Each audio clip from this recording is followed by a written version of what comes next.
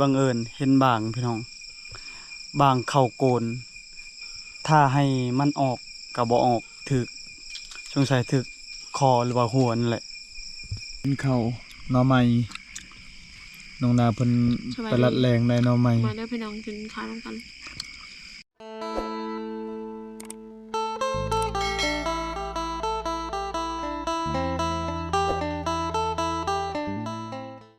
สบายดีพ่อแม่พี่น้องสบายดีทุกคนFC ใหม่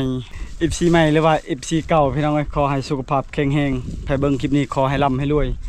มื้อนี้แม่พิมพ์เพิ่นมาส่งฮอดท่าเรือเพราะว่ารถมันคันเดียวพี่น้องไปส่วนไปให้มันยากรถคันเดียวนะปกติรถจักร2คันแต่ว่าเขาเจ้าเอาแล้วคันหนึงมื้อนี้เฮาเดินทางไกลไปหาทีมงานเขาเจ้าลงไปมื้อวานเฮาน่ะบ่พาลงในมื้อวานนี้เพราะว่ามันเสี่ยงกับลมเสี่ยงกับน้ำนี่แหละเป็นตายันเป็นตาเสียวคันลมแห้งยันทีมงานบ่ปลอดภัยนะแต่ว่าเขาจะเอาลงไปเฮาแบบลงตอนเที่ยงอีกลงไปมื้อนี้ชีวิตเป็นห่วงหาเงินหาคำก็อยากได้เงินอยู่แต่ว่าชีวิตเฮานี่สำคัญกว่าเงินเลยเป็นเหตุเป็นนั้น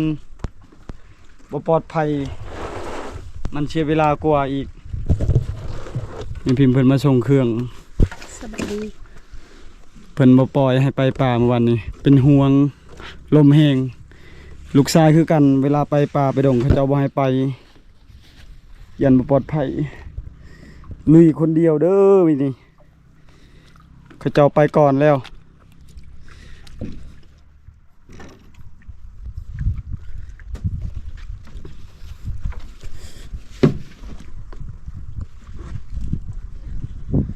ไปบ่ไปนำบ่มีพิมพ์เพิ่นมีแขกอยู่เฮือนเขาเจ้าตัดไม้วิกตัดไม้ออกบ่มีเงินใส่แล้วพี่น้องไข่ไม้ก่อนไข่ไม้วิกปลูกไว้ 6-7 ปีลุยไป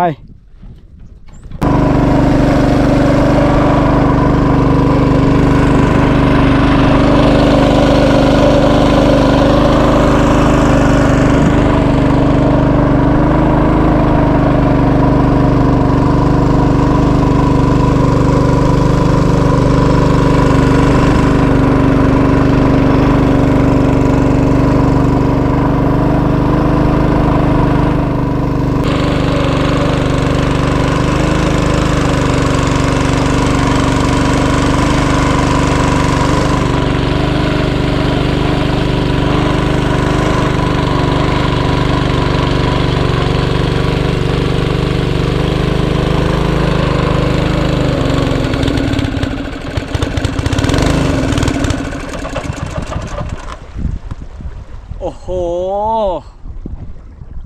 น้ำมันเบิดใส่น้ำมันก่อนเติมน้ำมัน พอดีใกล้สิฮอดครึ่งทางแล้วขี่เรือมาฮอดพี่น้องใครแน่บ่ค่อยลมบันได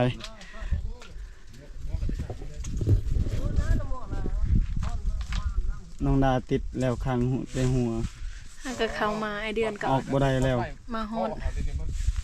สบายดีได้ยังอาหารเช้าได้หมดแดงบ่ทันได้ก้อยบ่อยากมันชมบ่ไข่หมดแดงได้ชุดลายใหม่แล้วไอ้เฮียงบ่แม่นชุดลายชุดเขียวคือกันกับใบใหม่แล้วเนาะสวัสดีพี่น้องแม่นนุ่งเสื้อนี่กินชัวกระทางต้มอึ่งครับทหารสายลาทหารบ่มีเงินเดือนเป็นทหารกันทหารบ่มีเงินเดือนพอดีทางไอเฮียพอดีมาฮอด2 โมงช่วงเราเจอออกโซยาเตียนตามันพอดีลืมแกดังคักออกบ่เด้อครับนอนตะดีนั่งโรงแรมแนวรอไอเฮียงจอดของผักของแกมเอามาอีกมองเลยจ้ะลาบกระหอกต้มซัวกระหอก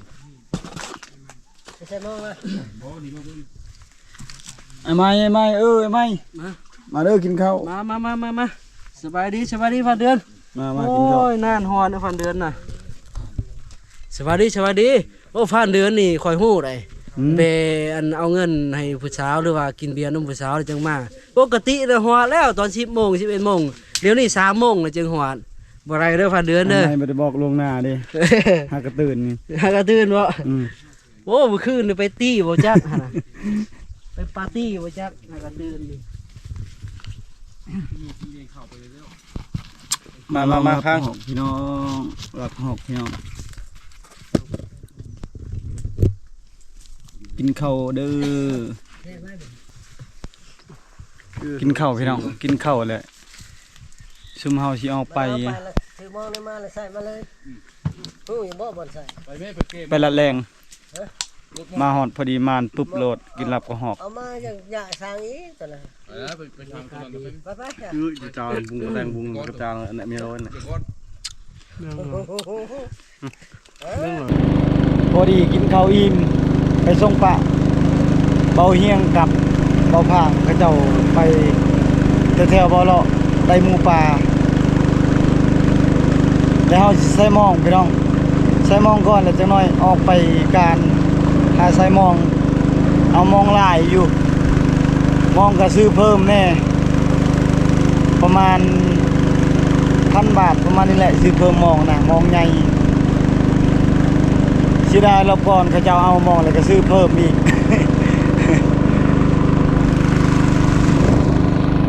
อากาศร้อน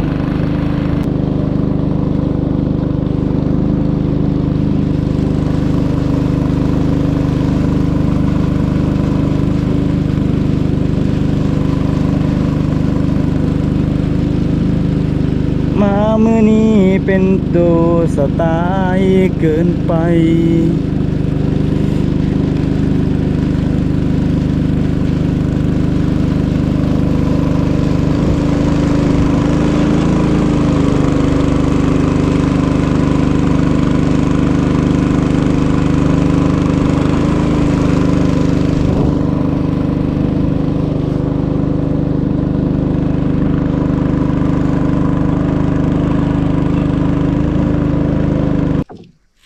กับนิ่งๆรถ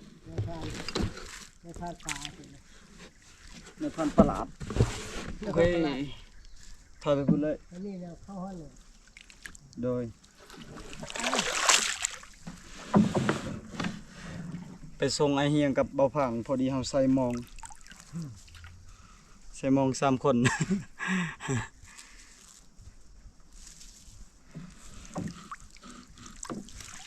โอ้ได้แล้วสิมานบ่เนาะมองใหญ่เนาะพ่อเสี่ยว มาแน่นอนมานำโพเชียว นั่นแหละประมาณนะ ร้อยรถมานำโพเชียว พ่อเพื่อดำได้มาดีใส่เขา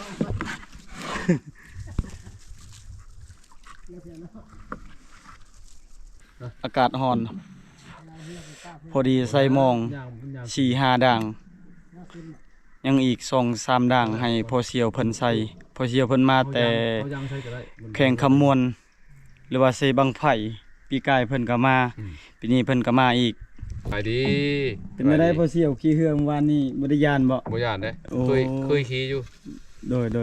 เชี่ยของไฟเคย เพิ่น ขี่อยู่ มา เลย แต่เซบังไผ่เลย นั่นน่ะ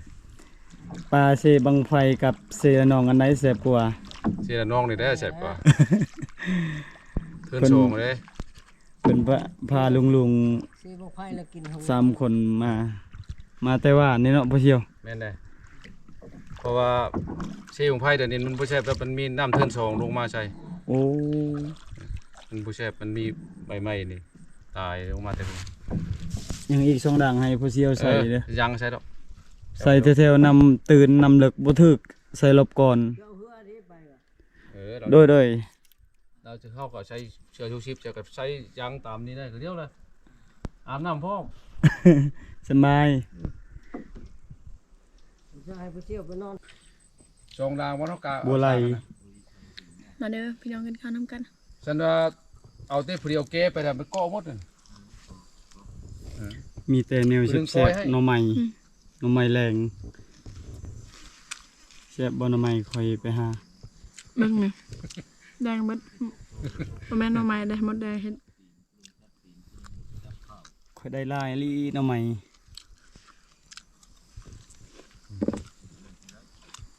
แม่บ่เชียวกินข้าว เอาแล้วกินเลย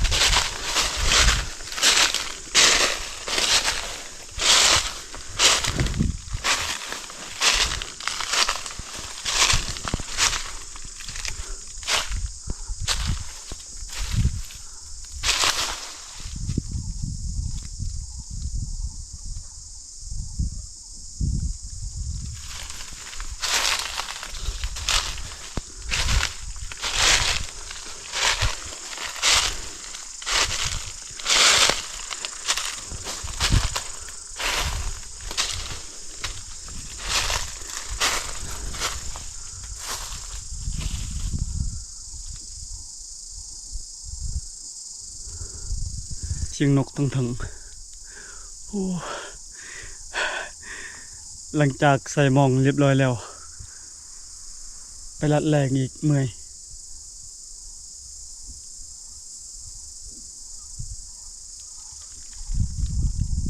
เสียงนกอยู่ทั้ง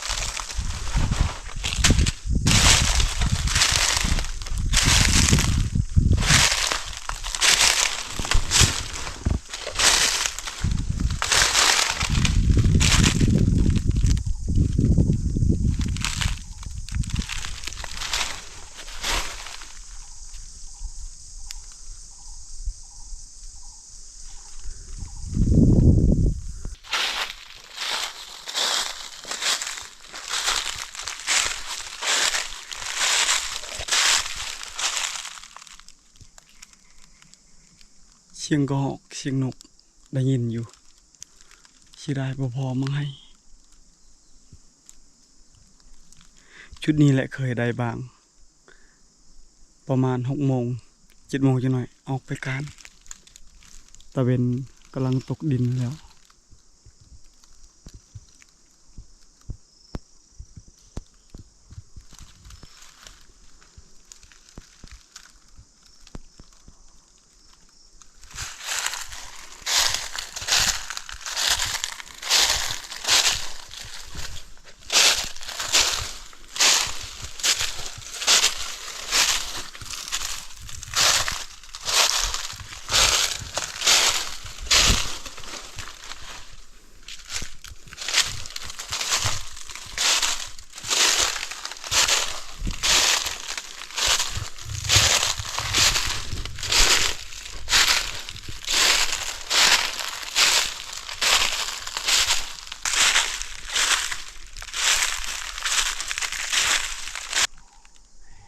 ได้ยินแต่เสียงนกกระดกได้ยินอยู่บ่พอมากต้นไม้สูงจุดอายุพี่น้อง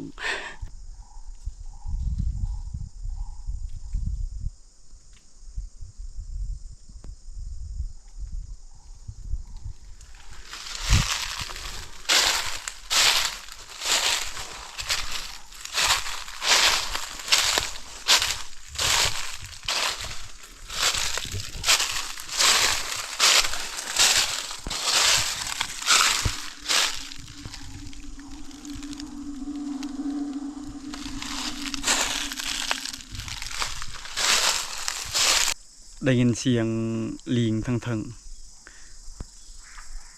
นี่เด้ทางหลังพี่น้องบ่ได้เกี่ยว มารอบนี้อยากได้บ้างในใจอยากได้สัตว์ใหญ่อะนะพวกฮอกพวกนกขึ้นไปน่าจะได้ยิงเสียงนกเสียงกระหอกอยู่ถ้ายิงบ้างพี่น้องเอ้ยเดี๋ยวติดตามชมผลงานมื้อนี้สิพอหรือว่าสิมานโอ้ลิง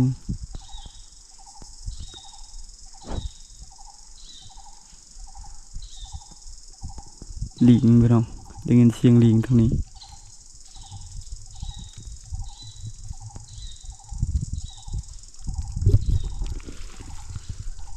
พอดีเขาขึ้นมา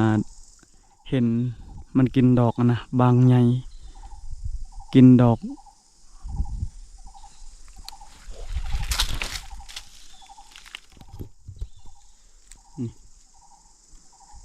ปีกายได้3-4 โตมันกินดอกนะ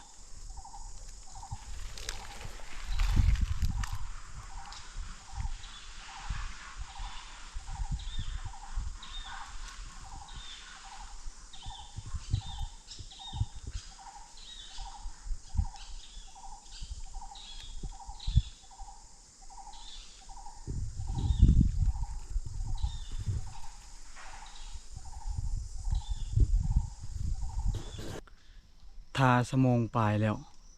ก็หอกบกเขาก็หอกบกินสังเกตเบิงเดี๋ยวติดตามชมผลงานมื้อนี้เด้อพี่น้องสิมานหรือบ่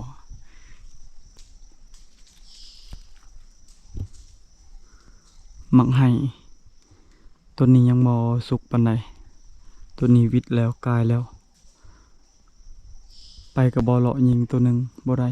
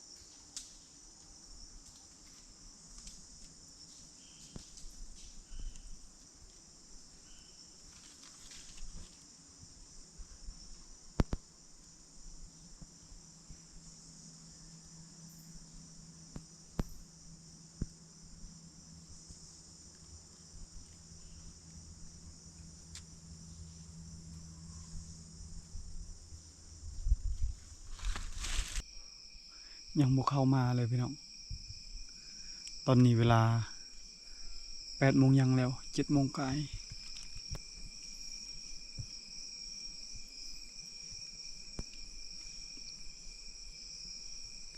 ถ้าอีก1 ชั่วโมงพี่น้องแล้วเราเลาะต่อหาการแถวๆนี้แหละป่ามันมีมากใหม่เด้ถ้ามันนี่บ่ยากเด้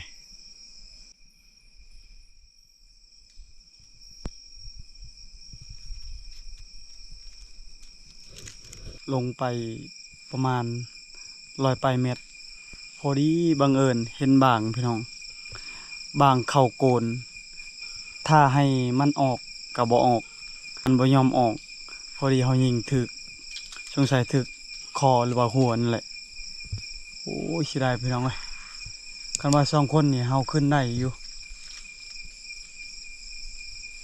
มื้ออื่นเลยเฮาไปเอาลงไปจังหน่อยตอนเช้ามื้อพาทีมงานขึ้นมาเอาต้องตัดใหม่แน่นอนต้นลำนี้แหละพี่น้องนี่ขอพูดเลยได้ยินอยู่เสียงมันติ่งสงสัยมันตายแล้ว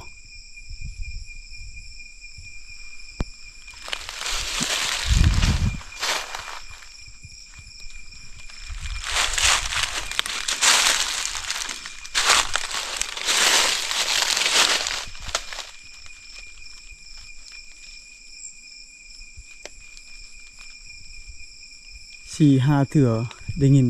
มันติ่งอยู่มันเคาะต้นไม้โอ้เสียดายพี่น้องบ่ตกมามันกินหมากนั่นแหละเยอะ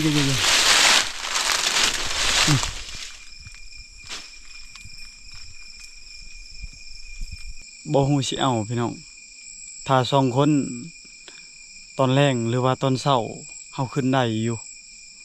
คนเดียวกลางคืนโอ้บ่ไหวแหละอยู่ถึงนี่ผู้อยู่สูงเลยเห็นบ่พี่น้องมาฮอดที่พักบ่มานบ่ได้พาไอ้ใหม่เพิ่นหายามองก่อน สวัสดีพันเดือน โอ้ยพันเดือนก็บ่เอามาเลยเนาะบางน่ะเอาไว้อยู่โกนบ่พันเดือน มื้อนั้นสิพาไปเด้อ ไอเดียเลยบ่ เอาไว้อยู่โกนเนาะพันเดือนเนาะอนุรักษ์เวียนมื้อจะไปเอา มื้อจังไปเอาขึ้นได้บ่ไอ้ใหม่ ก็ลองเบิ่ง โอ้ยเสียดายไหมมันบ่ยอมออกเลย เออ ค่อยปิดไผ่10หรือว่า20 นาทีประมาณนี้แหละบ่ยอมออก บ่แม่นมันตอนนี้มันออกเลยสิ แล้วก็ตอกใส่เลยบ่แน่นอนมันเจ็บแน่นอน แม่น คันบ่มันตายแล้ว แม่นตัวใหญ่อยู่ ปล่อยบ่ เอาปล่อยบ่มีอาหารกินไป ไปหยังก็บ่มานปล่อยก็บ่ได้กินข้าวแล้วปีงแซ่บเลยปลาปักเป็นนี่ ปอด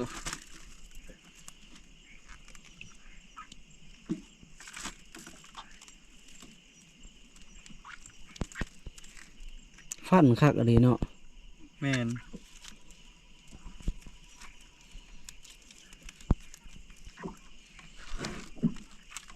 มองหากระใส่คันบ่อนี่ดึงเอาเลย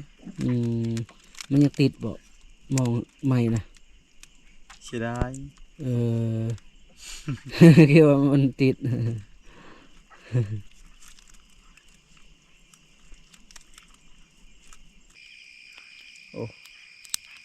ปลาแซ่บเนาะ ปลาสะกางปลาก้างลายปลาปักปิ่น มันเลย มันปลานี่ คันได้บางนะบ่กินแน่นอนปลา กินบ้างคน กินบ้าง แซ่บกัน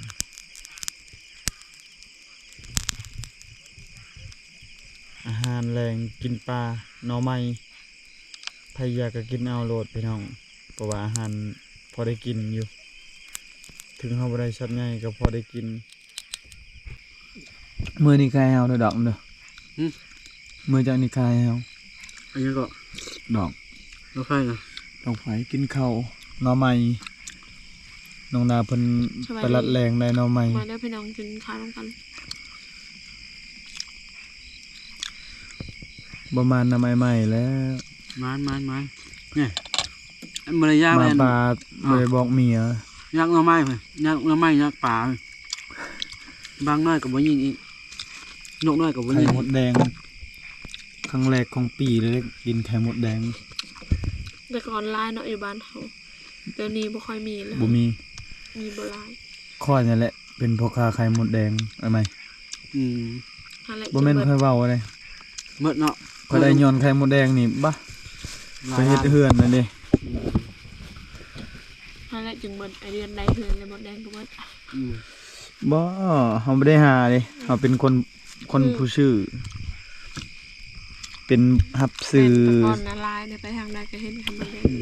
ข้อยก็เป็นเคยเป็นพ่อค้าอยู่ แต่บ่หลาย รับซื้อปลารับซื้อเครื่องสัตว์ป่าหมูป่าฟานแล้วไปส่งอยู่เวียด ว่ามันหยังน้องหลานนี่ก้อยบ่ ลาบกระหอกกับมดแดง อืม เขาพ่อเพิ่นได้เห็นลาบกระหอกเมื่อเช้านี้อุ่นใส่กับไข่มดแดง อืม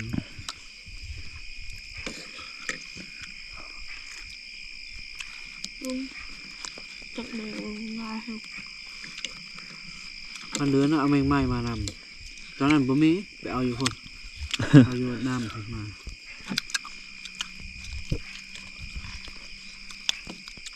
กินข้าวหลับดึก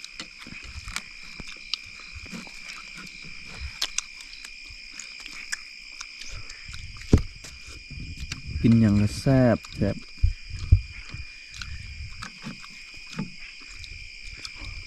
พอได้อยู่ได้อะไรเป็นโบขานะ อืม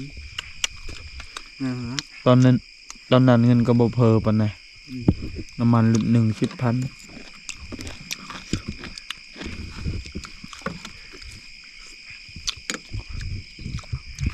เดี๋ยวนี้หาเงินบ่แม่นว่าสิได้แฮงติดหนี้เพิ่มอีก อืม รายได้เดือนละ1,000รายจ่ายเดือนละ2,000 แม่น ติดหนี้ ตอนมาเฮ็ด YouTube บ่มีคำว่าติดหนี้บัดเฮ็ด YouTube มาบ่ติดหนี้หลายจักมื้อใด มี FC เลย เห็นเดี๋ยวนี้กำลังกระแสอยู่ลาวเฮากินน้ำเย็น มันแพงค่าไผงึดหลายเลย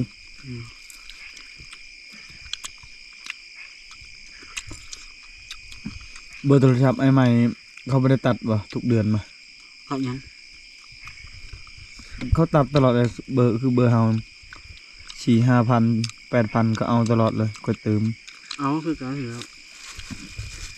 จักมื้อใดนี่ยอมเลย เดือนหนึง 3,000 กลัวเฮา พันเดือนมีรายได้ครับว่าเขาก็เอาหลาย ก็ตื่มลายเขาแหงเอาลายแบบเลยเห็น แม่นเติมแล้วเขาเอาแฮงเอาลาย เอาลายแหงลายและทันลงคลิป เอาค่อยเติมไว้ลง 10,000ยังเหลือแต่ คลิป 4,000 ยาวๆนี้ได้และประมาณ4 บาท ดีมาแต่อย่ามองกับไอ้ใหม่กินข้าวเรียบร้อยแล้วพี่น้องเอ้ย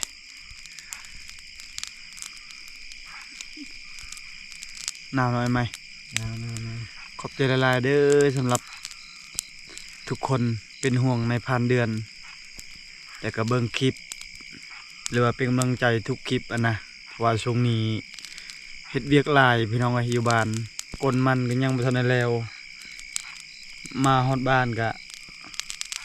มีพี่น้องเพิ่นตัดไม้วิกอีกผู้เดียวแม่พิมพ์เพิ่นอยู่บ้านนั่นแต่เข้าน้ำเฮาต้องไปซื้อซื้อให้เขาเจ้าตัดไม้วิกพี่น้องอยู่บ้านอยู่ป่าก็นอนดึกตลอดน้ำหนักลงพี่น้อง